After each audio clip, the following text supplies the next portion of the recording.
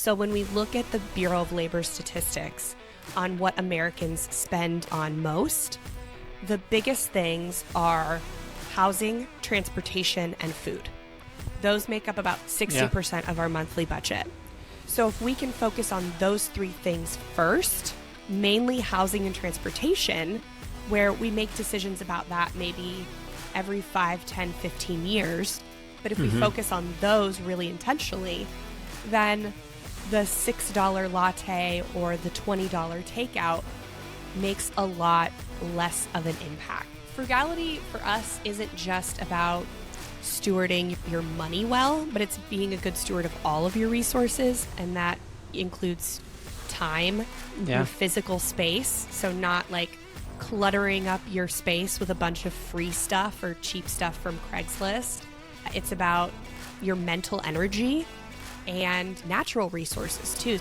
One of the fastest ways to make extra money, just stop spending as much. It goes straight to your bottom line. Hey, and you didn't even have to come up with a new business idea. Today we're talking tactical and creative money saving hacks with a longtime listener, a serial side hustler. She's the co-host of the Frugal Friends podcast and co-author of the new book, Buy What You Love Without Going Broke.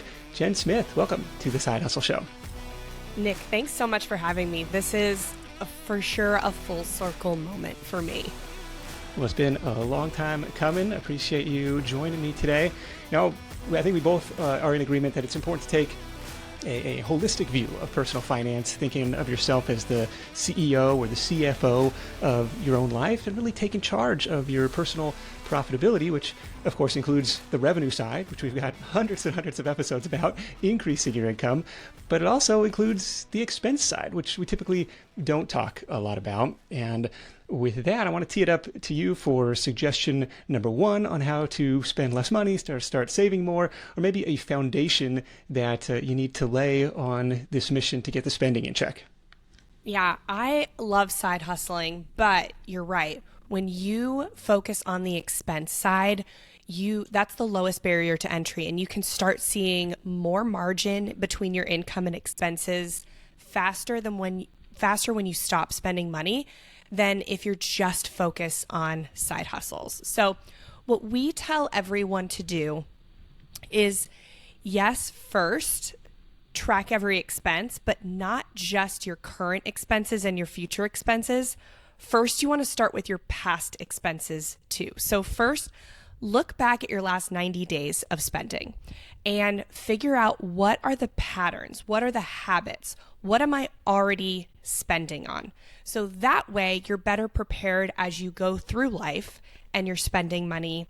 You have a little bit more knowledge and a little bit more preparation on the things you're more prone to spend on, the situations where you're more prone to impulse spend or to overspend. So we look back before we look forward, but that first tip is the same, is that you have to know what you're doing. You have to track your expenses. For this, are you just pulling up the past 3 months of credit card statements and trying to figure out, well, where to really go? We're trying to categorize this spending into different buckets? Yeah, you can really easily do it with your whatever you're using for your credit card or your debit card, wherever your transactions are. Or if you're using a budgeting app like YNAB, Monarch, Copilot, any of those, they do it automatically for you. And it's really easy to sort by the dates that you made. So maybe you went on vacation, you want to see maybe what you're more prone to overspending on vacation. You can sort by category. So maybe you're not going to the same place over and over, but you're doing takeout over and over just at different places. Or maybe you do sort alphabetically so that you can see your expenses at each place. Like maybe I'm grocery shopping on Sunday, but I'm always heading back to the grocery store Wednesday or Thursday because I just didn't make enough of a list, or I didn't stick to the list enough. So I'm always heading back for that one thing and getting more while I'm there. Yeah. This is something that Brennan and I did a few months ago. We used Monarch, which there's some level of irony in it being a paid tool to help you spend less. I use Monarch too. Yeah, I pay for it as well. And I think they probably have some like new customer discount. I'll look that up. I'll link it up in the show notes for you. But what we did, because we kind of had this sense of, well, here's our bare bones budget, or like kind of the big ticket, mortgage and utilities and food. We kind of had a general sense of what it costs to sustain our lifestyle. But then, like, every month when the credit card statement would come, be like, oh, that seems a little bit high. What did we buy? It was like, oh, well, we had plane tickets, or we had a car repair, or we had, something else broke. It's like every month, it's like, well, it wasn't a one-off thing. It was like a very consistent thing. So we used Monarch to look at the last 12 months and be like, well, what do we actually spend? And it was, kind of our hunches became true, and the outflow was quite a bit higher than we had thought, or than we had kind of mentally envisioned in our heads. Mm-hmm. Yeah, it's always more nerve-wracking before you actually look. That's why so many people just don't want to look back. We just want to start fresh slate, go forward, looking at expenses. But you will be more effective faster if you're trying to lower your spending by knowing where you're starting from. And it's always scarier not knowing than when you actually look into it. Okay. Now let's say you've got this itemized list of spending. What do you do next? Because this is kind of still a backwards look, and now we've got to apply it going forward. Are you looking for those impulse buys, trying to categorize things as impulse purchase? Well, that was a one-off thing. I don't need to make that again. Or what happens next? So once you look back, then you can start looking forward. So then you would start to make a budget. But I would say everybody's budgeting style is different, and everybody thrives with a different level of either being very strict or being very loose. For me, I hated the strict budget, but I thought that's what I had to do to be in control of my spending. And what I found was when I gave myself more flexibility in the categories, like created fewer categories, it actually gave me more freedom to not spend on things and to spend without guilt. And it made it more sustainable for me. So, but the next point is to make a spending plan for the future. You can call it spending plan, budget, whatever makes you feel good. Spending plan sounds better than budget for sure. Right. So like the beautiful thing about language is that there's so many synonyms for the same thing, right? So if one word gives you like that gross feeling, like budget sometimes can, you can call it so something it feels else. like very restrictive. Yeah. Right. So making some kind of spending plan for what I want to do. And we recommend a zero-based budget, but not just to have every dollar tied up into whatever's most efficient, but so that you know that you have enough to put towards your financial goals and whatever you're planning to do. So if you need a little extra capital to start a side hustle, or you're trying to pay off a debt so you can work less, so you have more time for your side hustle, you want to make sure those things are covered first, and on the timeline you want to cover them. And then with the rest, that's where we figure out our discretionary purchases. Obviously paying bills, first and foremost, but that's kind of what you want to do. And you can make a budget or spending plan that you will stick to better because you already know what you're spending on other things. You're not just taking a shot in the dark on what you're spending on takeout or coffee or whatever. Yeah. You actually know how much you've been spending over the past 3 months. So maybe you spend the same, or maybe you shave it a little bit, but you're not going to cut it by 90% because it's an arbitrary thing that you think, quote unquote, you're supposed to be spending that much. Okay. Yeah. Maybe akin to New Year's resolutions. I'm going to lose 50 pounds. It's like, well, why don't we start by losing 5, right? Like, let's baby steps here. My understanding of zero-based budgeting is maybe a cousin to like the profit first methodology in business accounting, where it's like, I'm going to allocate, whatever percentage of the income, like straight to the bottom line first. And maybe in a personal sense, that's like straight to savings, or that's straight to 401k contributions, like kind of out of sight, out of mind.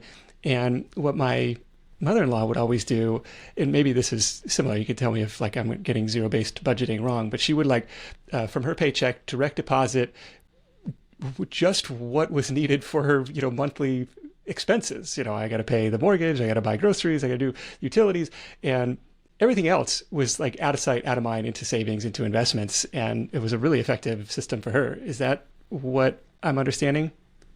Yeah, that can be it. And I think it's not so much where the money goes that zero-based budgeting is, but it's having a job for every dollar. So that dollar's job could just be a miscellaneous fund, and you have a larger miscellaneous fund because you don't want to have a coffee budget, a takeout budget, a grocery budget, a non-food grocery budget, which I have seen like people have 2 checkouts at the grocery store because they want to categorize food and non-food differently. Like, if that's you and you love that, do you.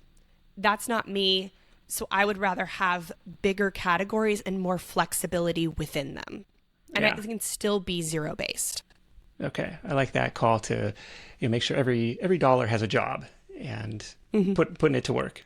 Because like when I first started working and get the direct deposit, it's like, okay, whatever they say, allocate 10% to 401k or up to whatever the company match was. And then everything else just went into checking. And like, well, I didn't necessarily need, like I probably could have accelerated my saving or investment journey, and, kind of was a natural saver to begin with, but didn't do a great job of investing that in compounding assets. It just kind of sat there in a lot of cases. Yeah. When you are intentional about what you do with your money when you get it, it works better. And when you take care of the bigger things, you don't have to stress so much about the smaller things. And so that's like the 80-20 rule in saving money. So when we look at the Bureau of Labor statistics on what Americans spend on most, the biggest things are housing, transportation, and food. Those make up about 60%, those 3 things, 60% of our monthly budget. So if we can focus on those 3 things first, mainly housing and transportation, where we make decisions about that maybe every 5, 10, 15 years. But if we focus on those really intentionally, then the $6 latte or the $20 takeout makes a lot less of an impact. So for me, that was when I got my last car.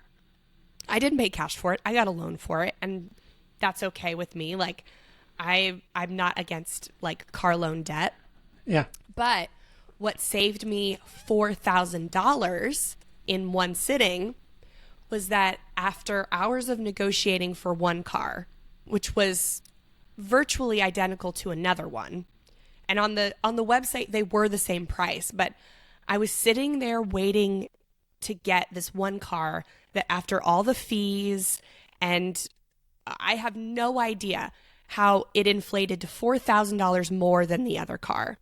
And I had this feeling like this sunk cost feeling. I'd already spent so much time negotiated.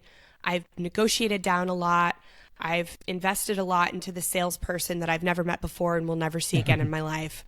So I was sitting there and I was about to buy the car, to just bite the bullet, until I realized, is this worth $4,000? Like, what I'm sitting here for? And worrying more about myself versus the time and the other people around me. And I was like, no. So I got up, left, and went and got the other car. And in that one moment, which was very uncomfortable, and I did not like it, it saved me $4,000. So it's making decisions like that are what's going to help us like really, really cut our spending. Yeah, that makes sense. It's not so much the, coffees here or there. I mean, maybe it adds up to a lot, and there's, but if you save that $4 latte and you compound it over, it's like, well, but if it brings you joy in life, come on. But no, totally. Like on the housing, on the transportation, if you find some creative ways to stretch your food budget a little farther, like these are the big levers that you can pull to make a bigger impact. I will share on the car buying experience. I will share my most underrated negotiation tactic, and it's just called silence. it's just sitting there awkwardly for what feels like an uncomfortable amount of time. And I've seen this over and over again. We were kind of taught this when I was painting houses. Like once you name your price and you present the estimate, just sit there, wait for a reaction. Like don't talk yourself out of a deal, but you have to do it. I remember going in, taking my car in for like an emissions test, and there was a place nearby in California where they had some advertised deal on the window. So I take it in, and they say, well, because yours is an SUV, it's going to cost more. And I was like, well, first of all, calling my two-wheel drive, four-cylinder Ford Escape an SUV is being very generous. But putting that aside, I remember just sitting there for what was probably just 10 or 15 seconds, but like in the moment, it felt super awkward. And the guy was like, okay, fine, we'll just honor that price. I was like, oh, I didn't have to do anything for that. The other one was we were legitimately off the grid, up in the mountains. Turns out, like on Friday, our landlord had sent a note, hey, we're going to have to raise your rate to this. Maybe it was a $300 increase or something. Didn't get the email because we were not checking email. Come back on Monday night and we see like 3 future messages. Hey, just making sure you saw this. And then last one was like, well, how about if we meet in the middle? And it was like, hey, dang, I just saved $1,000 by not responding to this.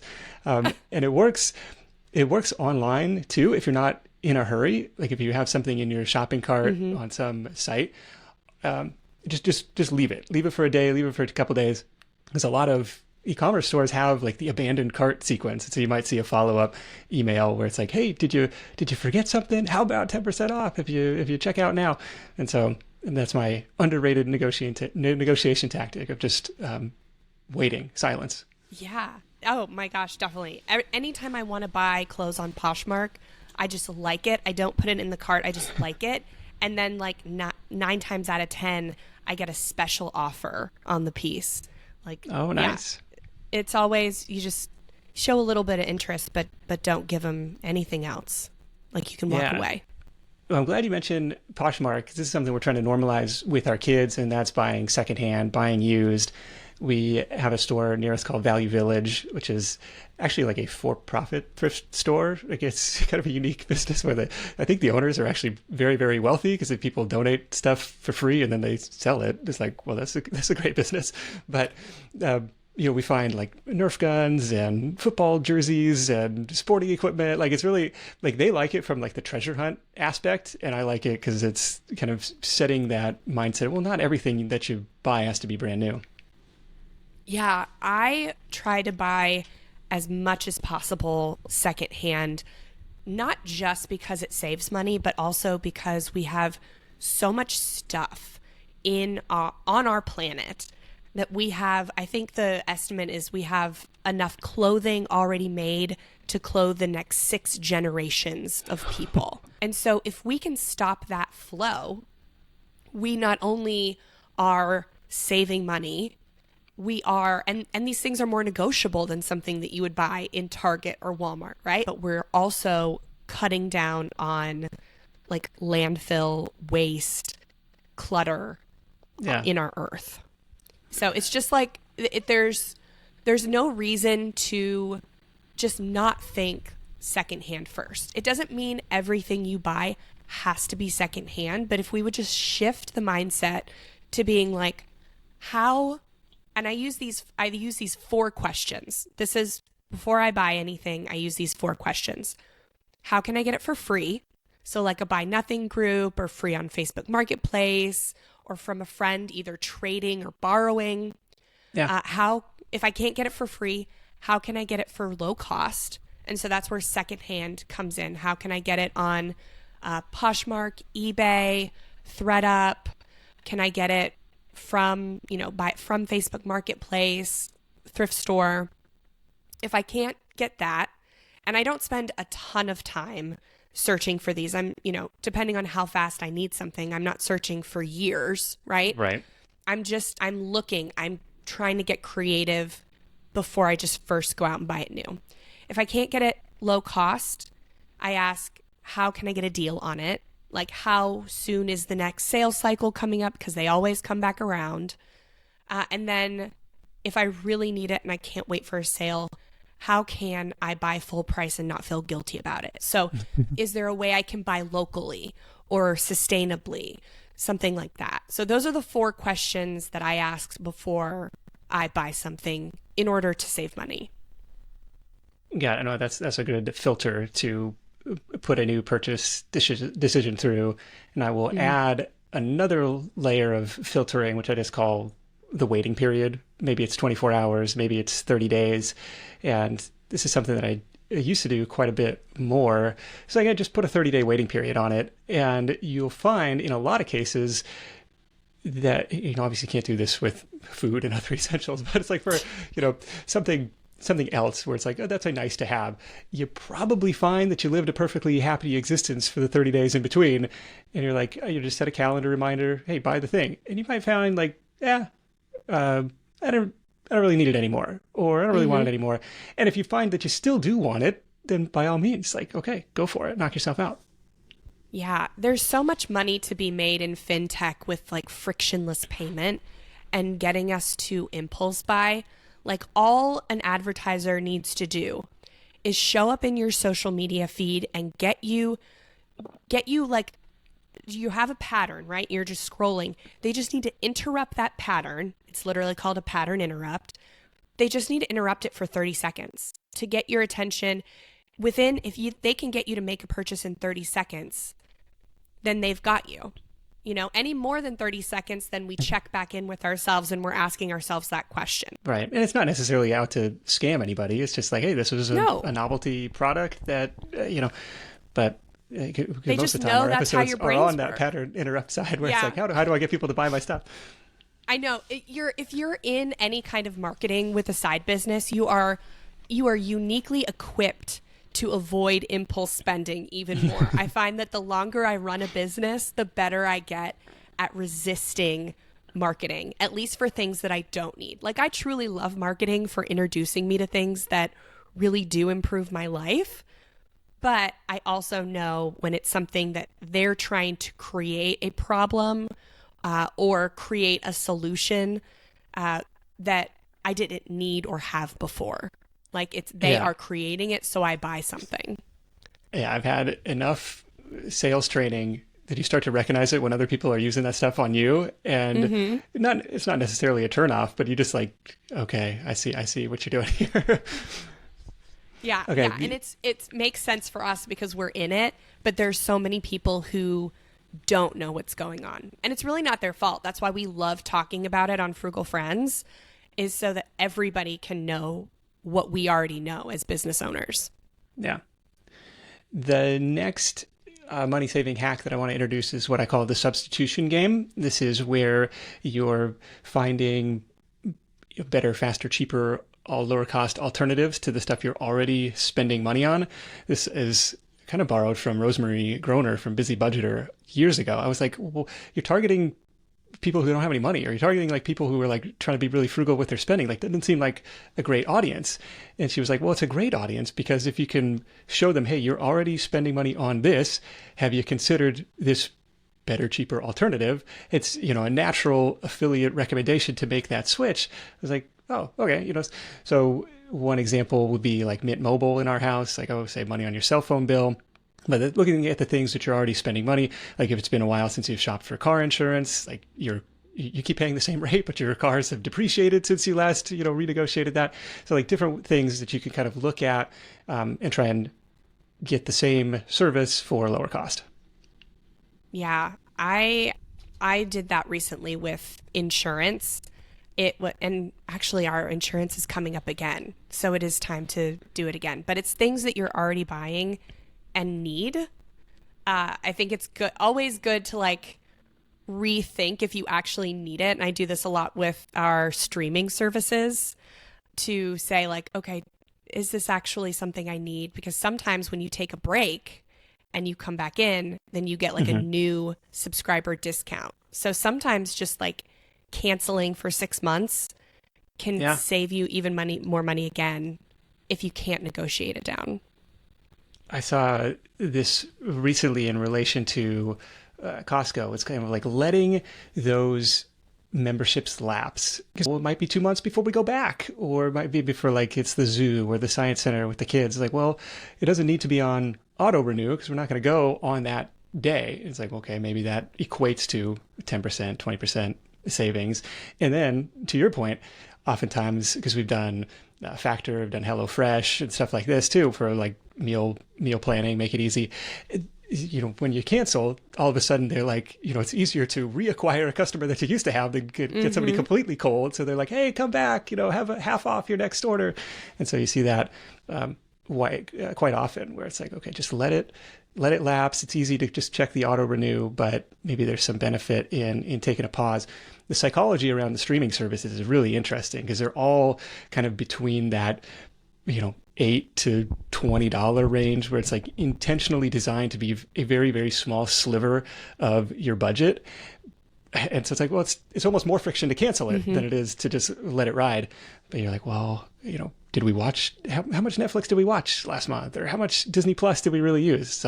There's some interesting psychology around why people don't cancel that. Well, it's too small to even make a dent.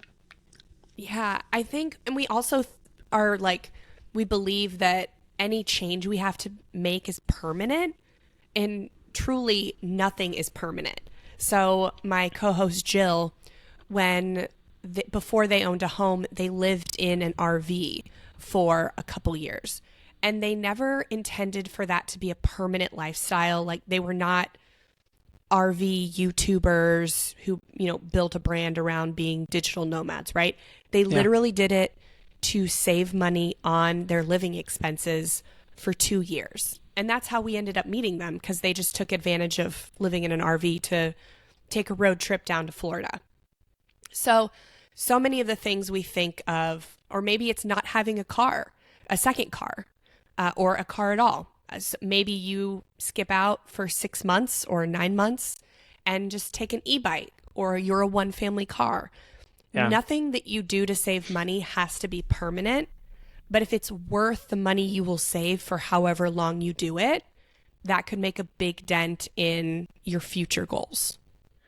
Yeah, we have strongly considered becoming a one-car household in this interim period where the kids are, pre-driver's license age, because of the insurance carrying cost. It sits at the driveway most of the time, not getting used, and sometimes, well, now we got to jumpstart the battery and stuff.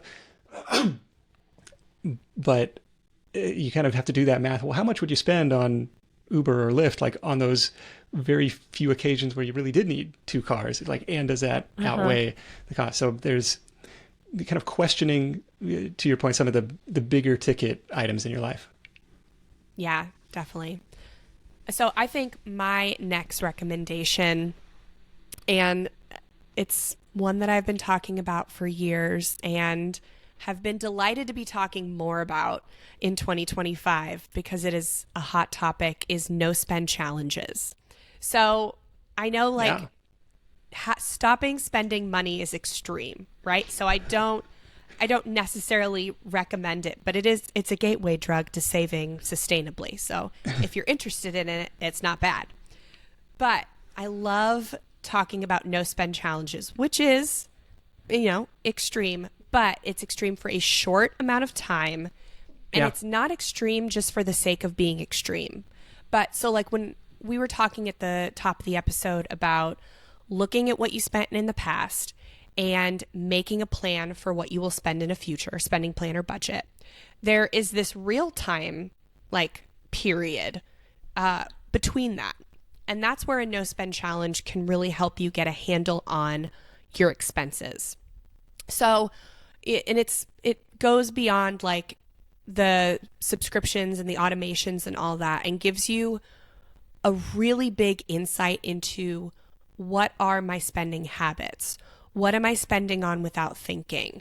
What am I taking for granted that I have to spend on to meet a need when I could really get creative and meet that need for free or lower cost? So I like to recommend doing at least one 30-day no spend challenge. Maybe you're starting out getting a hold of your expenses. Maybe you're kind of recommitting yourself. Doing 30 days is enough. Yes, there are books written about people doing no spend challenges for a year, no buy, low buy years. That's fine if you want to write a book about your experience. Okay. But if you want to just get a handle on your spending and start to retrain some of your dopamine receptors to go towards other dopamine producing habits versus automatically going to scrolling the Amazon app or going to Target or any of these shopping induced dopamine like receptor Yeah. things, Okay. 30 days really is enough. So I read while we were writing Buy What You Love Without Going Broke, I was reading Dopamine Nation by Ann Lemke, and she worked with people with all kinds of addictions. And the first thing she would do is put them on a quote unquote dopamine fast. And they're not really fasting dopamine. You need dopamine. But the thing is that you can, if you abstain from what is creating these dopamine inducing actions, these quote unquote addictions, if you abstain for 4 weeks, 1 month, 30 days, whatever, the first 2 weeks are very hard. The first week actually is the easiest. The second week is the hardest. But after 2 weeks, you start to see a difference in where you're getting your dopamine hits and how you're getting them. And after 4 weeks, you can truly see a change to where if I'm stressed, I can go towards something that will actually treat the root cause of the stress instead of stress shopping, which is just a habit. Okay. So that's what I love about the no spend challenge is for that right there to start paying attention to spending habits and starting to change them versus just how much money you'll save of not spending for 4 weeks. Yeah, we had some friends recently go through this. We did not participate, for full disclosure, but they were allowed to buy produce and stuff, but otherwise it was like trying to eat out of the pantry, eat out of the freezer. And it's interesting that you mentioned week 2 is the hardest because this really aligns with the New Year's resolution data that like, what is it? January 12th is quit day. It's like, that's, Yes. The first week, like motivation is really strong. Okay, I got this. And then week 2, it starts to wane a little bit. And then by the end of week 2, it's like, yeah, forget it. I'm just going back to my old habits. And it's like, that's really interesting here. And my guess is because I've done like 24 or 36 hour fasts, but not much longer than that. And it makes you kind of notice what you're missing. It makes you really grateful that you're not doing that most of the time, but it's kind of trying to figure out those little emotional points where, oh, I normally would have bought this, or I normally would have eaten this, or I normally would have spent that. And I think that's really interesting. A little bit extreme, but maybe it kickstarts or builds some awareness around where your money's going. Yeah. So we talk about finding the radical middle because everybody loves to live in extremes because they're really easy to market and talk about. They go viral. But where true sustainability lies is in the radical middle. And we can find our radical middle by visiting extremes and learning about them, but we don't want to live in them. And that's kind of what a no spend challenge is, right? Like it's extreme. It helps you realize, okay, what's the thing that I can't stop thinking about wanting to spend on? Because you're right, I've done 24-hour fasts too, and I think about food way more than I would if I was not like on a fast. And so people, when they think about cutting out costs, they think about the most important things to them and like, oh, but I don't want to give up this. And usually that's the last thing you should give up. And a no spend challenge can help you figure out, okay, what are the things that I am constantly thinking about that I really truly miss?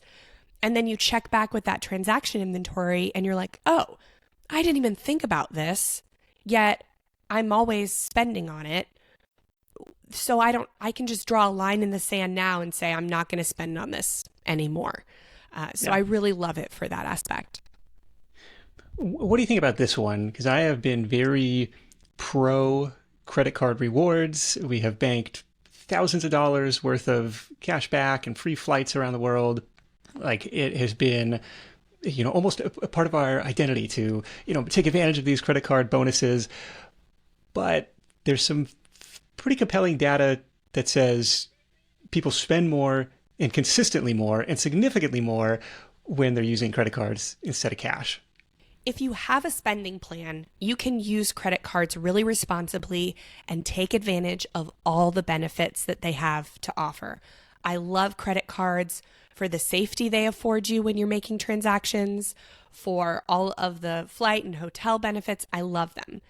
But you have to be working on a plan, because sometimes I've done this before, when you're consumed about getting to those like minimum spends to get the bonus or whatever, you can just throw something else on the credit card because you're like, oh, I'll make it up with the points I get, which really isn't. And then your points just sit there like in perpetuity because you have so many, and you can't take off time for work to travel for 6 months with all your points.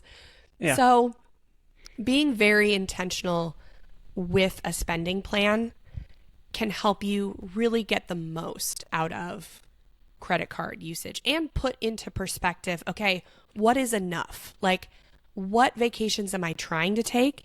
How many points do I need to get there? And do I have to hoard points just because I can? Yeah. Yeah, you can't take them with you, and they keep getting devalued year after year. So use them up. And we do think cash is important for the kids, especially a younger one, to like see that physical transaction, the money leaving his hands. For me, it's almost the opposite, where it's like it feels like it's free because I know it's not going to hit the account. I'm not going to see it on my statement. It's just like, oh, here's $20, sure. But there's some interesting psychology around cash versus cards. Yeah, I definitely think it's wise, maybe like when you're starting out, and if you believe you do have a real problem with overspending, just lock the credit cards for a few months and just use cash. It's not a long-term solution, but it is a good short-term exercise. Okay. On the shopping side, going back to getting the best deal, I like the site Cashback Monitor. I like Rakuten. Do you have any other tools, tips, for deal finding or cashback here? Yeah, I've been into CNET shopping lately. It's one of those like price trackers, so you can see if something is less expensive on another site. I use Benny, BENI. So that is a site that helps. Well, it's a browser extension, and so like if I see somebody wearing a cute Lululemon sweatshirt, I can look it up on the Lululemon website, and then the Benny browser extension, I click that, and I can find the sweatshirt on secondhand sites like Poshmark, ThredUp, eBay, RealReal, all of those resale sites. It will look at that particular new item and find it all over the internet secondhand. And so I actually love that. It saves me way more than like any rebate app, because I'm saving 50% on things that are even new with tags. Yeah. Okay, cool. Benny ad. That's a new one to me. Well, we can link that up in the show notes. Mm-hmm. Gem it does a similar thing with if you're more into like vintage and higher end stuff. It's similar to Benny, but for more like vintage clothing. And that's GEM. Gem Search, I think. I'm not 100% sure. Cool. I am not super fashion forward, so I just use Benny. Nor am I. So yeah, just buy clothes from, and then just, well, that fit well, so buy another pair of those, or buy another one of those in a different color or something. I will go to like stores and try on jeans, and if I find the brand and size I like, then I will then go and buy them online secondhand, and I'll just keep buying the ones that I know fit me. Yeah, that's exactly. It's hard to find something that fits. I will say I have transitioned to spending more upfront for hopefully better quality stuff than rather wearing out the pair of Old Navy shorts in 6 months or something. So what's like the buy it for life, or these brands that hopefully a little more durable or longer lasting. So sometimes it's what do they call it? It's like a penny wise, pound foolish or something. Like single Yeah. ply, you end up using more. It's kind of like there's certain ones where you're just, yeah, it looks cheaper on the surface because it's not going to last. Yeah, that's one of the problems with having a frugal living podcast is that people will come up to Jill and I and brag about how cheap they got their clothing or how Uh-huh. cheap they got something. And then I'm like, yeah, but did you need it? And is it going to last? Like, I think those things, I obviously do not say them out loud, but that is always what I think. It's always people bragging about what they got, what they could consume, instead of like bragging about, I didn't consume this, or I didn't buy Hmm. anything on Amazon for, 6 months or stuff like that. That is what I would love to hear our listeners brag about. And Yeah. anybody. I would love to hear that from anybody. And you got to value your time too. We had some Mm-hmm. friends who were very proficient Facebook Marketplace, Craigslist shoppers, but sometimes they'd be, driving 2 hours each way to go pick up this thing. It's like, well, how much did you really save there? I don't know. It's like, spent a lot of time negotiating this deal, and I hope it was a big enough transaction. And for big transactions, it makes sense. But for little stuff, it's like sometimes it is just better, faster, easier just to click the Amazon button and have it show up at your door. Yeah, it is a balance. Frugality for us isn't just about stewarding your money well, but it's being a good steward of all of your resources, and that includes time, your Yeah. physical space, so not like cluttering up your space with a bunch of free stuff or cheap stuff from Craigslist. It's about your mental energy and natural resources too. So it's about stewarding all these limited resources well.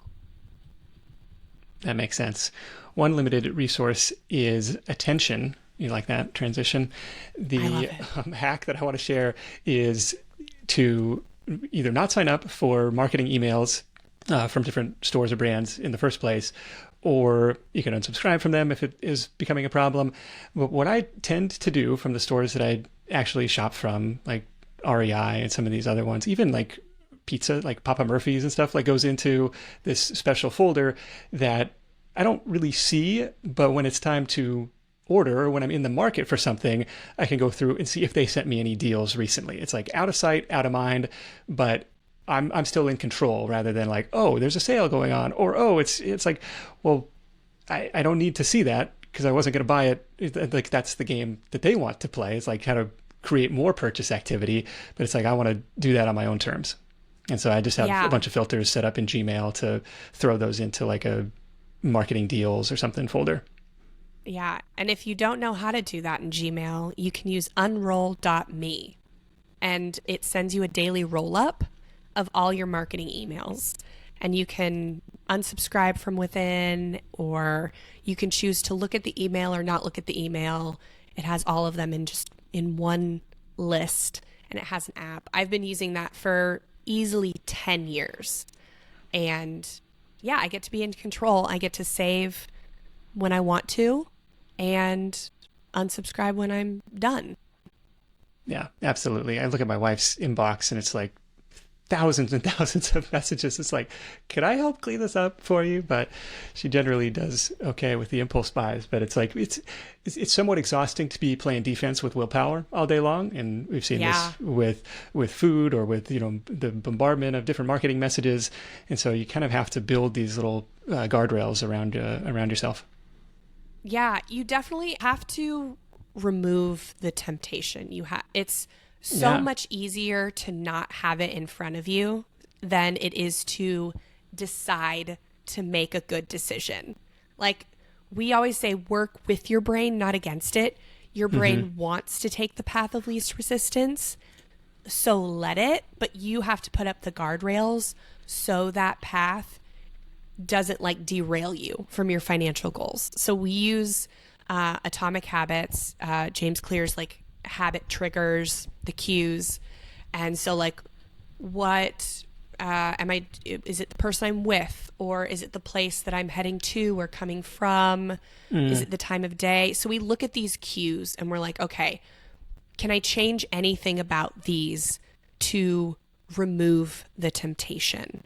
And that works so much better than trying to rely on yourself to make the good decision every time. Because by 3 p.m., it's over. You're just done. It's and no amount, like, you don't need to be stronger. Like, I think we can feel guilty for our lack of, quote unquote self-discipline or discernment or whatever, but our body's literally designed to do this for our brain. So Yeah. work with your brain, not against it. Yeah, remove the temptation. And so some of the things, it might be ordering delivery, like a grocery delivery. It saves you from making impulse buys in the store. Like, we started doing a lot of Target pickup, which for me, it's like, it's only a few things. Like, let me just go in. It's gonna be faster than sitting here waiting on somebody to bring out this stuff. Like, it feels silly. Like, I'll just go pick it up.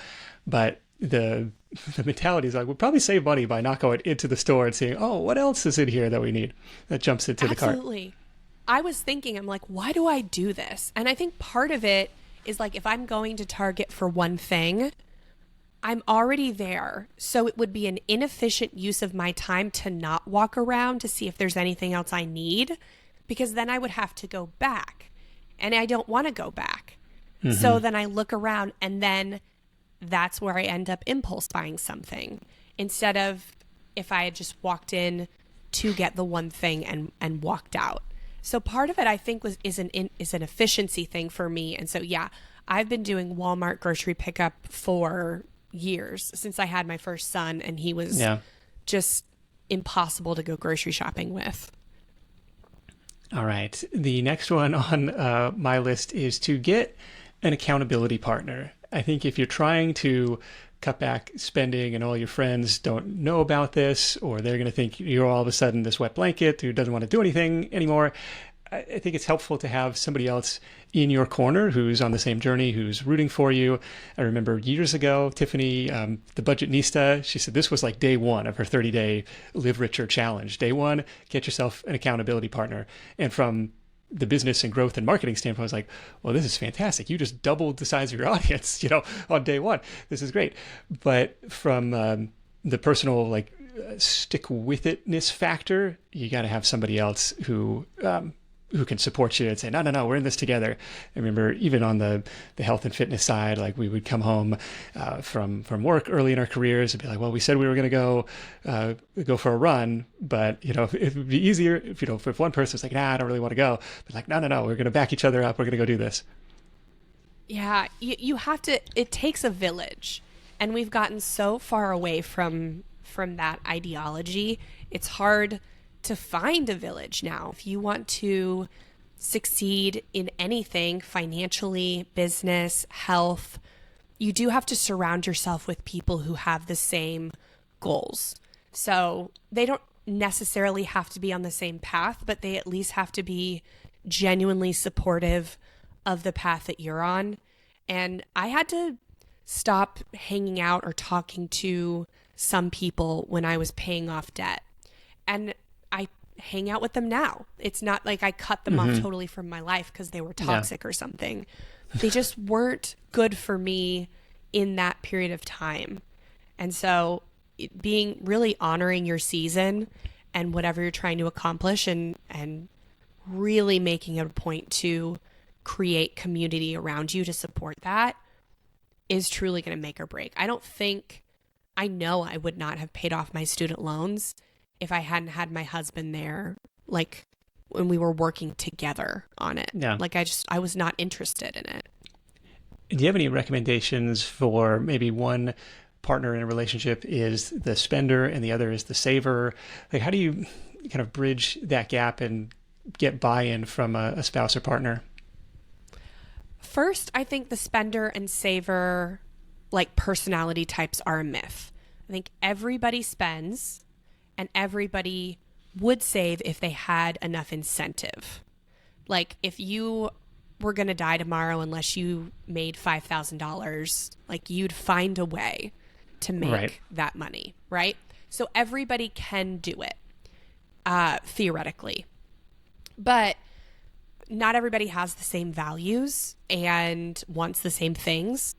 So it might look like, and people don't think that they are sometimes capable or deserve the things that they truly want in life. Like we think we deserve small things, and so we'll go after small things, and those are the things that are typically marketed to us. But big things like retiring in your 50s or even in your 60s or starting like going full time in a business or stuff like that. Sometimes we don't think that we can get that because that would take so much of our time and so much effort. So we sacrifice these bigger things that we actually want to just take the smaller things. And when we recognize what our partner actually wants in life and we start to have those big higher level conversations, that's when we can start to honor what this person would actually save for. What would give my partner incentive to save? What is the thing that they really do want in life and would save for? That, because that was what happened with me. I didn't want to pay off our debt, but I did want to eventually foster. And that involves a lot of time investment. And it's easier to invest that time if work is optional for me. And if I have a $700 debt payment every month, work is not optional for me. So that became the catalyst for why I wanted to pay off the debt. Him just it being a good idea or something I'm quote unquote supposed to do or something that my spouse wanted me to do was not enough for me. I had to connect it to what I really wanted. And so you have to find the thing that your partner really wants enough to stop spending on the small things to focus on the big things. Yeah, getting on the same page in alignment with that big picture goal. What do you envision for our life? Like what, having that, and the goalposts may move, but having some sort of destination in mind rather than just saving for the sake of saving, I think that can be really important. Or maybe that's something that we found helpful early on in our journey, and recognizing it's a team sport. Like we got to have some buy-in here, but having that big picture why it's important on the saving side, it's important on the side hustle side too, because it's like the going is going to get tough. You're going to want to quit. So it's like, what's that driving motivation behind it? And it's a kind of, it's the different side of the same coin where it's like, well, yeah, everybody says they want a side hustle to make extra money, but why? Like, what does that afford you? Like going 3 or 4 layers deep. And if you have a spouse or partner in the picture, like then that can be really be important too. Yeah. Anything else on your list? I think we've done pretty good here. Yeah, I would say the last thing for me is to celebrate small wins. I think that we, at least for me, and I think this might be for a lot of personal finance nerds, we are so quick to move the goalpost. We hit one goal and then we just, move it back and we're already on to the next without recognizing what we've done and celebrating that. So really taking time after we achieve a goal, like what did I struggle through so that I don't forget that? And then what was really easy for me that I thought wasn't going to be easy? And so all of these things reflecting on the journey so that the next time you're trying to accomplish something and you're not sure if you can do it, you can actually look back at what you did the last time and be encouraged. And these successes and pushing through setbacks, they all compound on themselves. So the goals that you reach can be bigger and bigger. That's right. Keep leveling up. That's the name of the game. And I do want to add a point here that like as your income increases, as your side hustle starts to grow, as you level up in your career, like some level of lifestyle creep, lifestyle inflation is recommended. That's kind of the point, right? Like you reward yourself, make things easier on yourself, enjoy the fruits of your labor. Tim Ferriss has this line about, well, how can I waste money to improve my quality of life? And I think that waste line is really important because it allows you to acknowledge that it's not necessary. Like, yes, it's an upgrade. Yes, it seems frivolous based on my, years of frugal habits. So I'm going to acknowledge that it's a waste, but it's worth it because it's going to make life better or easier in some way. Yeah, lifestyle inflation is not bad as long as it's proportionate to your income inflation and it aligns with what you truly value and what your goals are. Very good, Jen. This has been awesome. Congrats on the book launch. Again, Buy What You Love Without Going Broke. BuyWhatYouLoveBook.com. Make sure to grab a copy. Make sure to check out the Frugal Friends podcast. Now, you've got other side hustles, other projects, self-publishing, print on demand. What are you working on this year? Oh, this year is all about YouTube. We are definitely diving more into video. It's that one thing that I think will make other things easier or unnecessary in the future. So we are starting a couple different YouTube segments for the podcast, and I'm even starting to post more on my my personal YouTube channel. Well, it's called Modern Frugality, so it's not like personal, but there are just some things where I'm like, I'm going to post more on YouTube. I'm going to get over my fear of not feeling camera ready, not feeling camera worthy, and just try it. Very good. Modern Frugality. We'll link that up as well, along with Frugal Friends and the book Buy What You Love Without Going Broke. What's that one thing that will make things easier or unnecessary? I love that line. Now, we've been talking about saving money in this episode, but as you know, there's only so much you can cut. But your earning power on the other side is limitless, which is why we've got over 650 episodes dedicated to that topic. If you're not sure where to start, I want to invite you to grab your personalized Side Hustle Show playlist. All you got to do is go to hustle.show, answer a few short multiple choice questions, and it'll recommend 8 to 10 episodes to start with based on your answers. Again, that's at hustle.show. Big thanks to Jen for sharing her insight. Big thanks to our sponsors for helping make this content free for everyone. You can hit up sidehustlenation.com/deals for all the latest offers from our sponsors in one place. That is it for me. Thank you so much for tuning in. Until next time, let's go out there and make something happen, and I'll catch you in the next edition of the Side Hustle Show. Hustle on.